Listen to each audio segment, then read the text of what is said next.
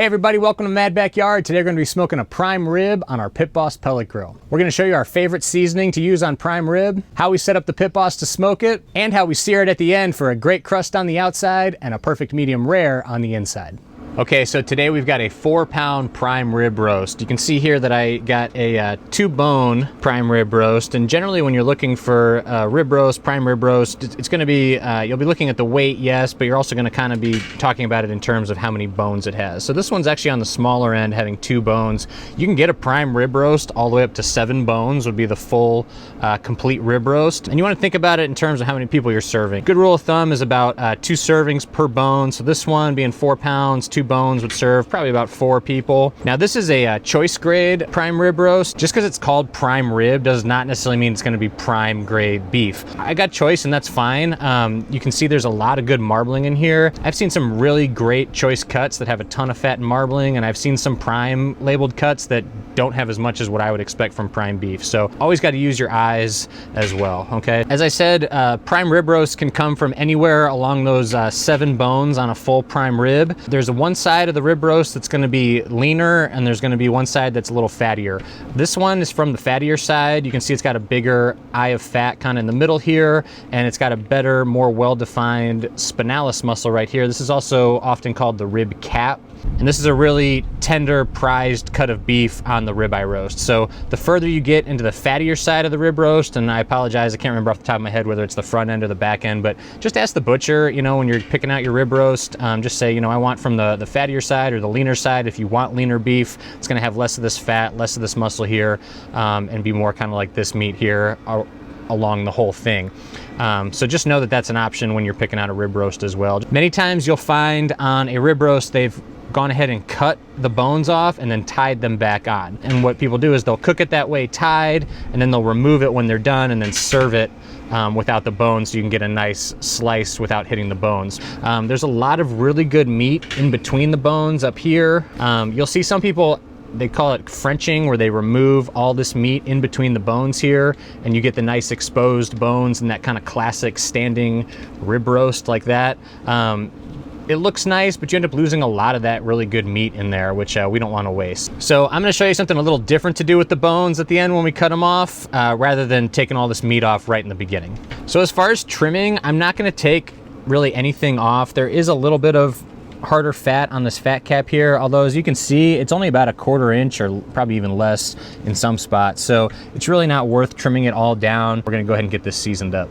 We're going to use a little bit of grapeseed oil to help the rub stick to the roast itself. I like grapeseed oil because we're going to be searing this at the end, and it's got a very high smoke point, so we're less likely to kind of get that kind of acrid burnt oil taste when we go ahead and sear it later, versus using something like extra virgin olive oil that has a very low smoke point. So we're just going to get a little bit on the roast here and kind of rub it around, and then we're going to go ahead and use one of our favorite seasonings on beef. It's the Meat Church Holy Cow barbecue rub. This stuff is great. You've seen us use it on brisket, on chuck roast. It's great for beef. Really, I've had nothing bad from Meat Church, and I have nothing but great things to say about them. So make sure to try this out if you haven't yet. I'll put a link to it down below. But it's got no sugar in it, which is a rub we're looking for, is something with no sugar. So you can go straight salt and pepper on your prime rib roast if you want, but if you want a little extra flavor, this has got some garlic, onion, paprika. It's just gonna give it a little extra flavor, but you wanna stay away from any rubs with sugar if you're gonna be searing it. If you're just smoking it straight to the end, you can put whatever rub you want, but since we're going to be searing it, we don't want to burn all that sugar, so we want to stick with the rub like this. So don't season your meat and throw it right on the smoker. You want to let it set for about 30 minutes or so. It kind of sweats the meat out a little bit, makes more of a paste on the outside, and really seasons the meat a little better and makes a better crust on the outside as you're smoking the prime rib.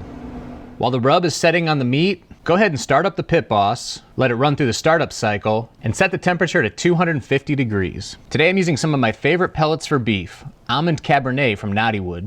Make sure you've got plenty of pellets in the hopper for when we turn up the heat to sear at the end. As we've shown how to do in other videos, we're also going to set up a small firebox with some hickory wood chunks for even more real wood smoke flavor on our prime rib. Okay, we're going to put our smoker box with our hickory wood chunks towards the back here. And we're going to go ahead and get our prime rib roast on. You can see I've got it on the wire rack baking sheet combo you see us using all the time. And this is nice because it just makes it a lot easier when I want to rotate. It also gives us another level of heat diffusion from underneath on a Pit Boss. Most of that heat's coming straight up from underneath on the flame broiler here. So just having that little extra level of heat diffusion really helps. And then the wire rack on top of the baking sheet gives you that airflow underneath so you get smoke flavor all around. So we're gonna go ahead and get this on and get it start cooking here. We're also going to go ahead and put our temperature probe in. I'm using the meter wireless thermometer here. This one's really nice with not having to mess with any wires or anything like that. It measures the internal temperature from the tip here, and then also measures your ambient temperature, the smoker temperature on the outside tip on this side. So just really convenient to use. You want to put it dead center in the roast, so we're going to come from the center this way, but we also don't want to overshoot it by going too far in and ending up, you know, 3/4 of the way through on the other side. So the easiest way to do that is just kind of measure from the top and kind of look at it and say, okay, I want it to, you know, land right about there. Take your fingers and pinch whatever probe you're using right in that spot, and then come down to where you actually put it in. We don't want to go right into the fat here. We want to make sure we're in the meat. So we're just going to come right through the center, keep our fingers in that pinched spot, and that way we know exactly how far to come in, and we know it's exactly in the center versus overshooting or undershooting it. And then we're going to go ahead and get this on, let it start smoking. On the meter app on our phone, we're going to go ahead and hit set up to cook. So tap here, we're going to pick beef, and then roast, and prime rib right here. So meter will give you a recommended temperature range. We're actually going to go for between 130 and 135 for medium rare. So we're going to go ahead and pick that. And then we'll do start cook. And then it's going to give us our internal temperature right here, the ambient temperature as it currently is. It's coming back up since we closed the lid. And then our target temperature would be 135. And that's the target temperature after resting. So we're going to take it off a little sooner than that so that we can sear it, kind of like we did on our smoked boneless ribeye roast. So, but we'll talk about that as we get closer to that point. For right now, we're just monitoring the internal temperature and let it smoke and get some smoky flavor. And we'll come back to it here in a little bit.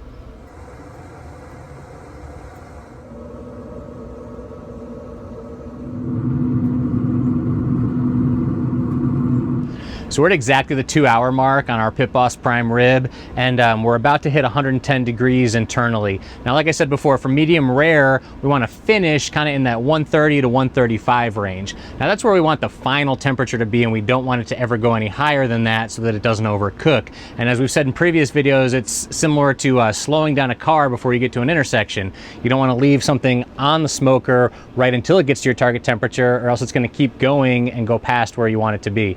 So thinking ahead, we want to finish at 130 to 135, so we're going to sear it up until about 125. It's going to take a little while for the Pit Boss to get up to temperature for us to sear it, so we want to get it off at 110, knowing it'll go up to about 115. We sear it, take it off at 125, it rests and finishes right about 130, 135. But we'll talk about all that as we do each step. Just know for now, if you're going to leave it on the Pit Boss until it's done and not sear it, leave it on until it gets to 125. If you're going to take it off and sear it like we are, take it off at about 110 degrees.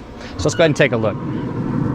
I went ahead and took the smoker box off a few minutes ago, and I put our cast iron pan on here to start preheating, just so it got a little warm before we started trying to heat it up so it doesn't take too long. But our internal temperature is now right at 110 degrees, right as I pulled it up there, so I don't know if you can see that. But like I said, if we just left it on at this temperature, the meter's saying it would take about 32 more minutes to finish cooking. But we're gonna go ahead and get it off. I'm gonna go ahead and put this over here. Let that rest for a minute, and we're going to turn the temperature now up to high, which is just past 450. It's the highest it'll go. We want to put it on high there. And then if you got the model with the flame broiler here, we're going to go ahead and open it up, and then we're going to take our cast iron pan and we're going to put it right over that open fire pot so that this gets nice and hot. I'm using this little infrared thermometer here. These things are real nice. They're pretty cheap, and they're real convenient to use to measure the surface temperature of when you're searing something. So you can see that our temperature here is up to 575 degrees or so. So that's going to be plenty hot enough to sear it here. So the cast iron's definitely hot enough. Our prime rib has risen up to 115 degrees while it's resting here. So we're going to go ahead and start searing it and get it the rest of the way up to about 122, 125 degrees to finish up. So you want to make sure you've got everything you need before you start searing, because once we start this process, we can't really leave the beef unattended or stop. So kind of have our instant read thermometer so we can keep an eye on the temperature. I've got some Wagyu beef tallow. This stuff's real nice. You've seen us use it in other videos. I'm going to use this on the cast iron to help sear the beef and give it a little extra fattiness and richness. I've got my cloth liners. I'm going to actually double these up since we're going over a hot cast iron. And I've got these on with my heavy-duty nitrile gloves on top. So this makes it nice for holding the beef and moving it around to really sear all parts of it without having to mess with tongs and things like that, and without burning your hands. So we're gonna get a pair of these on to hold the beef over our cloth liners. I'll put links to all this stuff down below if you want to try it out for yourself. We're gonna go ahead and get these on. I'm gonna take some of the Wagyu, just get a good spoonful here and put it on our cast iron. And you can do this directly over the fire pot if you really want to sear the beef directly over that flame, but I like having the cast iron here because you can get the Wagyu on and really get a nice crust on the outside using some extra fat. We're gonna let that heat up for a minute or so before we put the beef on, then we'll start searing. Took our meter out. We're gonna go ahead and start this on the bottom side.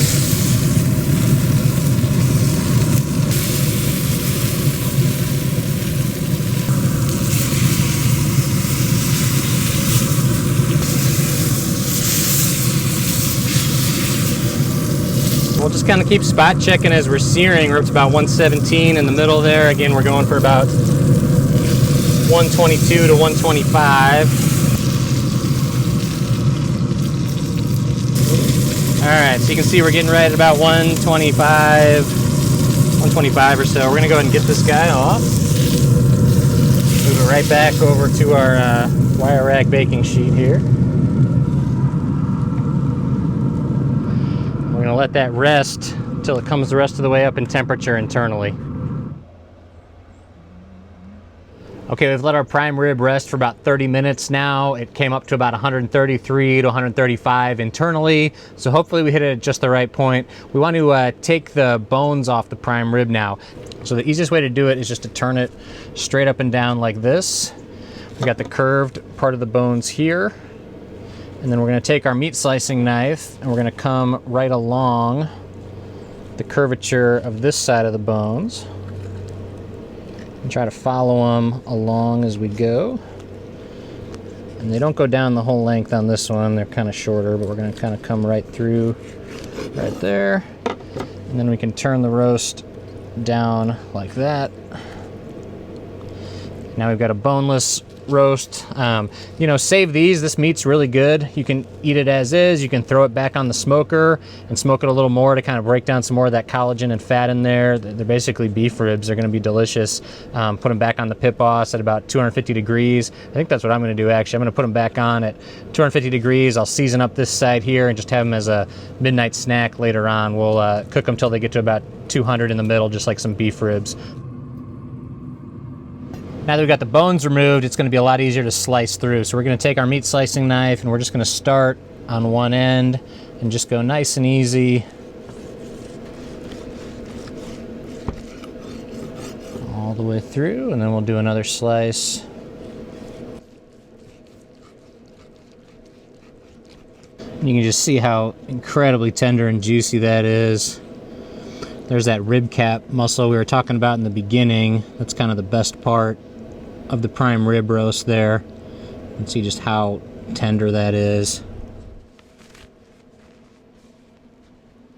Okay, let's go ahead and give it a taste. I'm gonna get a little bit of our horseradish cream sauce, and I'll put a link to this recipe down below in the description if you want to try it out, but it goes great with our smoked prime rib.